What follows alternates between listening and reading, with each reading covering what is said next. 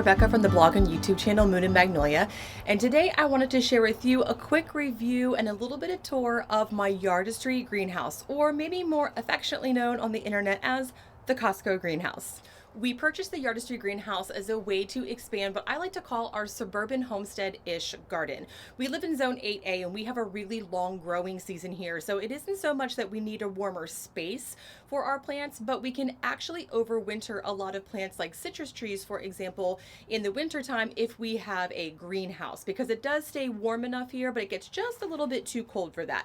So part of this is about expanding our possibilities for our garden, but also I want to have a place that's not my guest room closet to start seeds, and also a place to just get away, because sometimes this mama needs a break. You'll have to excuse the lighting. It is a greenhouse, of course, so there are windows in all directions and it's really bright in here, and I can't find an angle where it isn't a little bit overlit.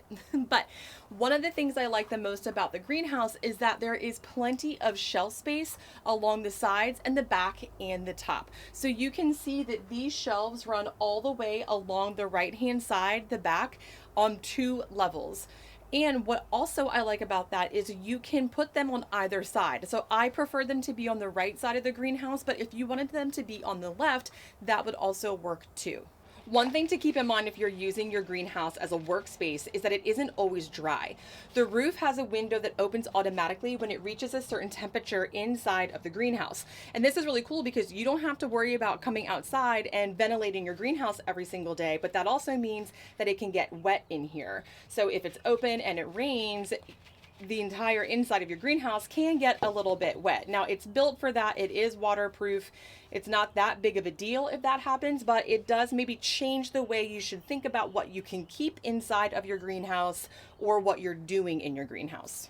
The shelves do have drainage in them, so that way if you water in here or if it rains in here, it won't pool or puddle up on the shelves. It'll drain right through, so that's nice. But that also means you'll need to have a flooring that has some sort of drainage. So originally we thought we'd have to put this on a concrete slab, but as a matter of fact, that's the opposite of what you want to do because it is not waterproof. Because rain can get in, because you might water in here, you want a permeable surface for the water to drain.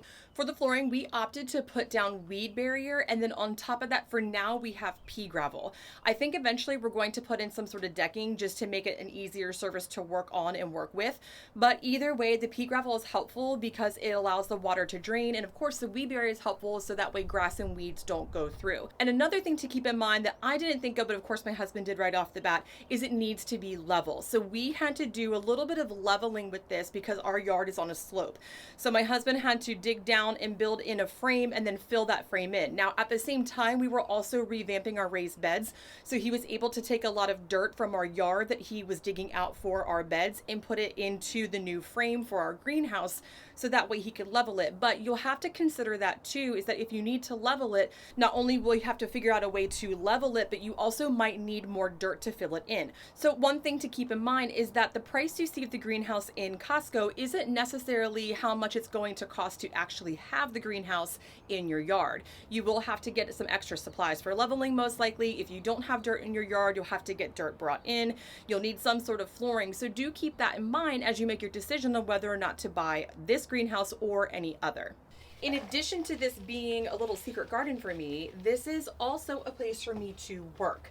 So I can repot my plants in here and get things done. But the one downfall, the caveat to that, is it does get very hot in here. So yesterday in North Carolina, outside it was 82 degrees, but in here it was closer to 115. So as we move into warmer days, it's not really going to be possible for me to spend too much time in here. However, come winter time, when we hit here, really winter is like 50 degrees. When it's 50 degrees outside, I don't know, 75 in here, you can find me lounging in my greenhouse. Most of the plants that I have here are just waiting to go out into the garden, and that's one of the things that I wanted with this greenhouse, was the ability to gather plants, start seeds, get things going, and have a place to put them to protect them when it maybe is still a little bit cool in spring. For example, we do have some cold weather coming in even though we're past the frost date, so I have a place to put everything until I wait for that last final cold spell.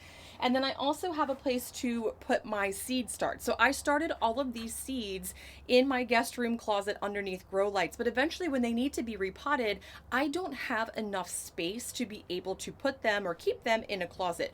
So this solves that problem for me. Next year, I'm going to try starting my seeds directly in the greenhouse and skip the in the house thing altogether. I'll let you know how that goes in 2025. Ideally though, there will be plants in here all of the time. Some of them might even live in here permanently. I have some flowers in here that I plan on keeping in here long term. My hanging baskets I plan on keeping in here. So not only is this a place for me to help cultivate and curate my garden outside, it's also a garden for me to keep inside. Of course, one of the things I like the most about a greenhouse is hanging plants. So I have 3 hanging plants in here for now. More to come later, I'm sure. But they are hanging on hooks that came with the greenhouse. So I appreciate that those accessories were included. You just screw them right into the pre-drilled holes and then you can hang your plants in your greenhouse without having to get extra accessories. Of course, you could put more hooks in if you wanted to, but really for the size of the greenhouse, I feel that the 6 that they provided and the way their space is probably just about right. There are a lot of things I really love about this greenhouse, but the number one thing I like about it is the aesthetic. It is really cute. I love the way the natural wood looks. I also really like that it has this sort of frosted look on the windows. Technically, I think the greenhouses with the clear glass are really beautiful too, but those are really hard to keep clean. And in fact, in time, they'll probably end up looking just like these anyway. So I like that it already has that look to it, so I don't really have to worry about that in the long run. It definitely has a sort of cottage vibe to it, not just a greenhouse vibe. So I like that I can landscape around this and make it really beautiful. We've only had this up for about 2 weeks and I just started landscaping around it last night, so I have exactly 1 plant in. But as we head into summer, I plan on adding some window boxes and cut flowers around it to really landscape it and make it not just a greenhouse for growing things inside, but a destination for our backyard.